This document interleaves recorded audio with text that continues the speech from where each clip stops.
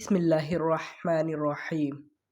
আবু হুরায়রা রাদিয়াল্লাহু তাআলা আনহু হতে বর্ণিত, তিনি বলেন, আমি আল্লাহর রাসূল সাল্লাল্লাহু আলাইহি ওয়াসাল্লামকে রমজান সম্পর্কে বলতে শুনেছি যে, ব্যক্তি রমজানে ঈমানের সাথে সওয়াব লাভের আশায় কিয়ামে রমজান অর্থাৎ তারাবির সালাত আদায় করবে, তার পূর্ববর্তী গুনাহসমূহ মাফ করে দেওয়া হবে।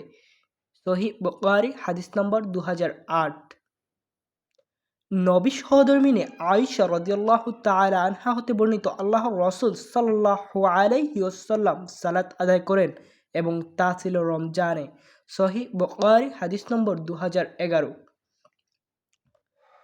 আবু হুরায়রা রাদিয়াল্লাহু তাআলা আনহু হতে বর্ণিত, আল্লাহর রাসূল সাল্লাল্লাহু আলাইহি ওয়াসাল্লাম বলেছেন, যে ব্যক্তি রমজানে ঈমানের সাথে সওয়াব লাভের আশায় তারাবির সালাতে দাঁড়াবে, তার পূর্ববর্তী গুনাহসমূহ মাফ করে দেওয়া হবে।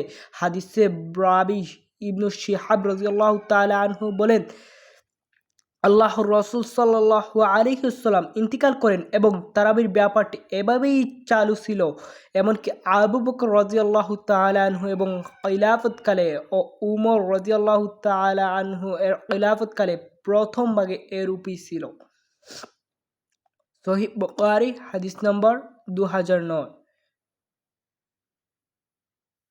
আব্দুর রহমান ইবনু আবদ আল কারি রাদিয়াল্লাহু তাআলা আনহু হতে বর্ণিত, তিনি বলেন, আমি রমজানের এক রাতে ওমর ইবনু খাত্তাব রাদিয়াল্লাহু তাআলা আনহু এর সাথে মসজিদে নববীতে গিয়ে দেখি যে লোকেরা এলোমেলোভাবে জামাতে বিভক্ত। কেউ একাকী সালাত আদায় করছে, আবার কোনো ব্যক্তি সালাত আদায় করছে এবং ইক্তেদা করে এক লোক সালাত আদায় করছে। উমর রাদিয়াল্লাহু তাআলা আনহু বললেন, আমি মনে করি যে এই লোকদের যদি আমি একজন কারির ইমামের পিছনে জমা করে দেই তবে তা উত্তম হবে। এরপর তিনি উবাই ইবনু কাব রাদিয়াল্লাহু তাআলা আনহু এর পিছনে সকলকে জমা করে দিলেন। পরে আর এক রাতে আমি তার উমর রাদিয়াল্লাহু তাআলা আনহু এর সাথে বের হই।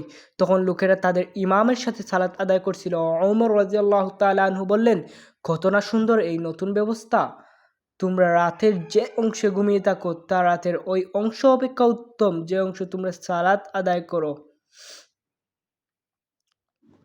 এর দ্বারা তিনি শেষ রাত বুঝিয়েছেন, কেননা তখন রাতের প্রথম ভাগে লোকেরা সালাত আদায় করত।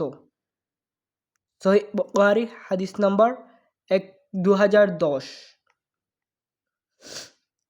আয়েশা রাদিয়াল্লাহু তাআলা আনহা হতে বর্ণিত, তিনি বললেন, আল্লাহর রাসূল সাল্লাল্লাহু আলাইহি ওয়াসাল্লাম গভীর রাতে বের হয়ে মসজিদে সালাত আদায় করেন।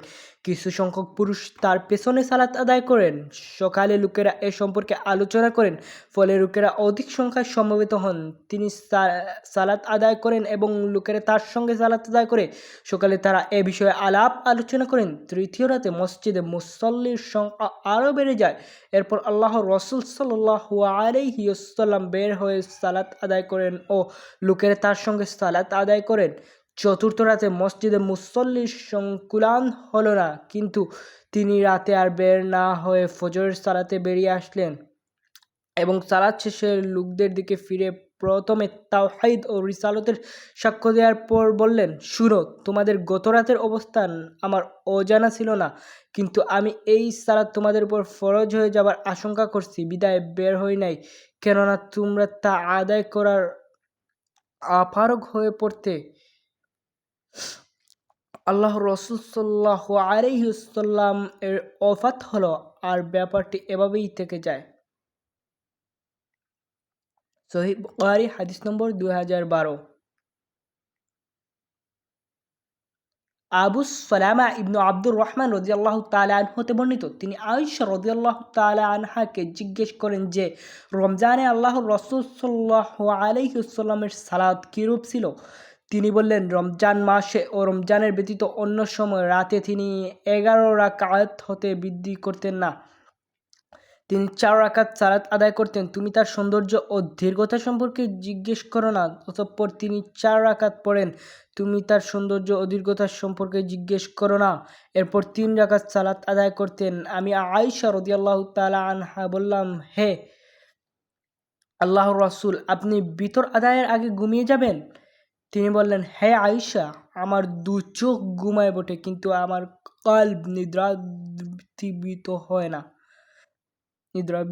হয় না। সহিহ বুখারী হাদিস নাম্বার 2013।